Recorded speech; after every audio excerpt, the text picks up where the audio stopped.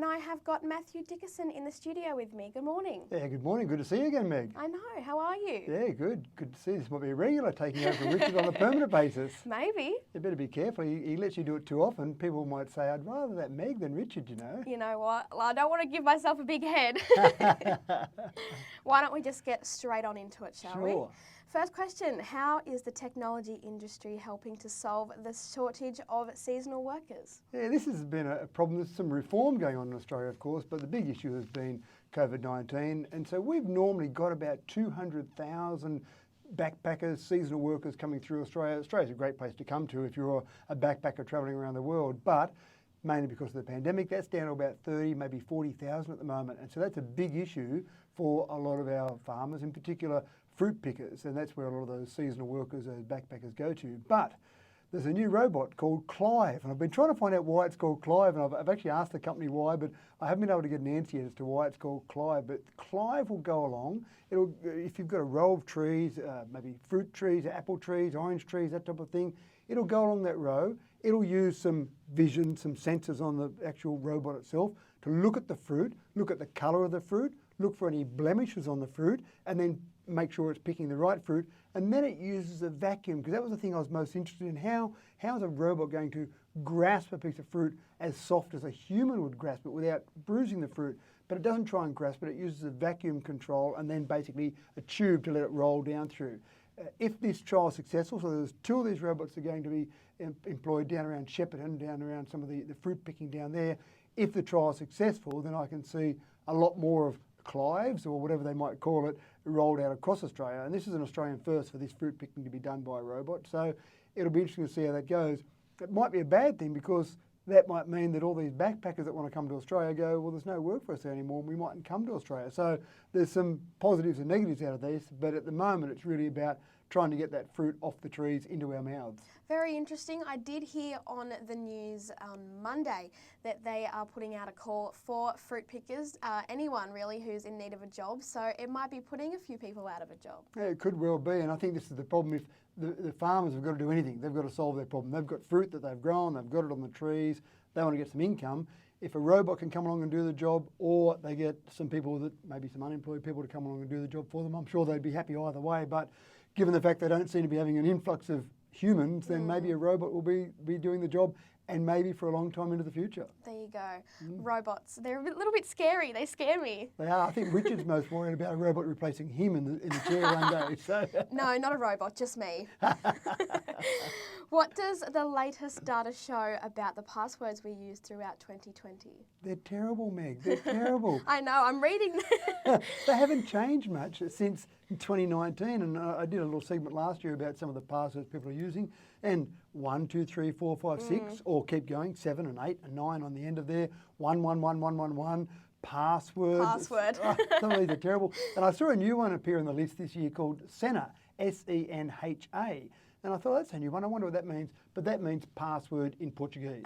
So it's basically the same thing again. And the risk here is that because so many of these common passwords are being used, it makes it very easy for people to have their social media sites hacked into, their computers, their phones, all these things hacked into by people from the outside world if they're using these very easy to use passwords.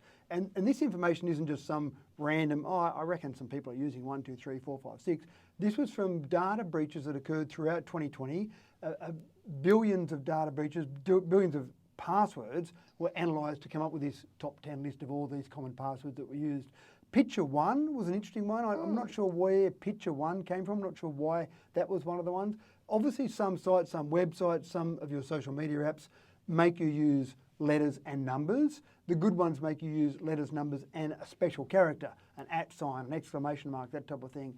But my advice is very simple. Even if they don't require you to do those things, just make sure any password you've got has got some letters, has got some numbers, some uppercase and lowercase, and some special characters, and don't make it a word, because one of the common things that hackers do is they use a dictionary attack. So they basically take every word in the dictionary and run that against your password, and if your word is a word that's in the dictionary, it's much more likely to be able to be found. So make up some sort of acronym, make up some sort of initialism of things that make sense to you, friends, family, teams you might follow, whatever, and make that your own word for passwords and go from there. Yeah, when I was at school, they always used to tell us for our cyber safety to change our passwords once a month like you would a toothbrush.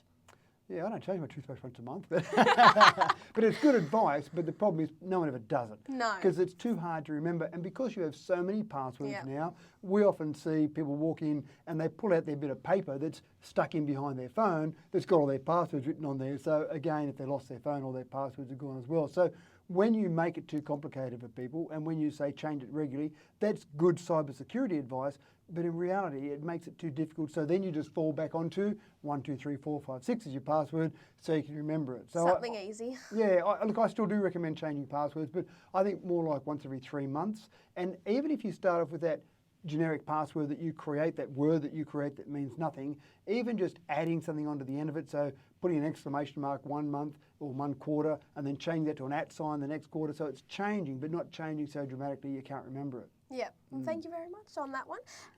Just before we get back into it, lucky last question. Why is Apple in deep water in Italy? Oh, you're throwing some puns out there now. They're in deep water because of their waterproofing or the water resistance claims are being found not to be correct. They've just been fined 10 million euros by the equivalent of our ACCC. It's called the AGCM in Italy. And what they found was that Apple have gone out with their advertising over several of their previous models, going back to the iPhone 8, the iPhone X, XS, 11, etc. And they've been making claims that their phones are waterproof or water resistant 4 metres for 30 minutes, which sounds great. That means I can go for a swim in the pool. My pool's not deeper than 4 metres. I can spend half an hour in the swimming pool and no problems at all. But what people were finding is they'd do something like that and then their water would be dead. Their phone would be dead from water getting into the phone. They take it into Apple and say, oh, here you go, I went for a swim the other day, spent 20 minutes in the water, there's only a couple of metres deep and it's dead. And Apple would say, sorry, no warranty. And so effectively what they were saying was that the engineers testing the phones in the laboratory in pure water conditions without any movement of that water, without any extra pressure from that water, were tested 4 metres for 30 minutes, no problems at all. But in the real world, we've got water that might have salt in it, might be the ocean with salt in it, even water that comes out of our tap has got other things in it, and it's moving around, there might be some extra pressure from different things, and next thing you know, phones were failing and they weren't being covered under warranty by Apple. So in Italy, they said, we don't think that's good enough. If you're going to advertise, and they had these wonderful images of people splashing around in the ocean, having a wonderful time with their phones that are completely waterproof, and of course they aren't that way. So they fined them 10 million euros, which in terms of Apple's net wealth is about a drop in the ocean, or if that. So it probably won't hurt them that much, but it sends an important message to consumers to be wary of the advertising. Marketers don't always tell the truth, believe it or not, Meg. I know. Even though something says waterproof, I still don't want to trust it because I just don't want to lose my thing that I've bought. I remember one of my daughters came home from uni one time and I picked up her phone to move it off the bench and it was sticky, and I dare say it had a little bit of alcohol spill in it at some stage, and so I took it and just put it under the tap to rinse it off. And my daughter almost had a heart attack thinking that I was putting her phone under the tap to destroy it. But of course, that sort of soft water is actually a quite effective way to clean it, but you wouldn't want to turn your phone, your tap on flat out and have water going at pressure into the actual ports, because that can still get into it. But a little bit of gentle water over it is not a bad way to clean it, especially during COVID times. But it is still a bit scary when you see that phone go under running water. You just go, oh, there's just something about that. It doesn't make me feel comfortable. No, I know. That doesn't. It makes me squeamish almost. That's right. So anyway, they've been fined, and so Apple will respond, I hope, around the world by either changing their advertising or improving the water resistance of their phone so that it can handle real world conditions, not just pure water in the laboratory. There you go. So much information that I would have never known unless you told me. Excellent.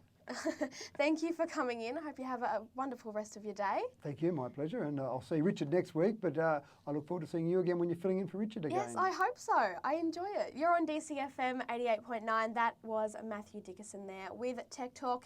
Coming up next, we've got Linda Ronstadt. Don't go anywhere.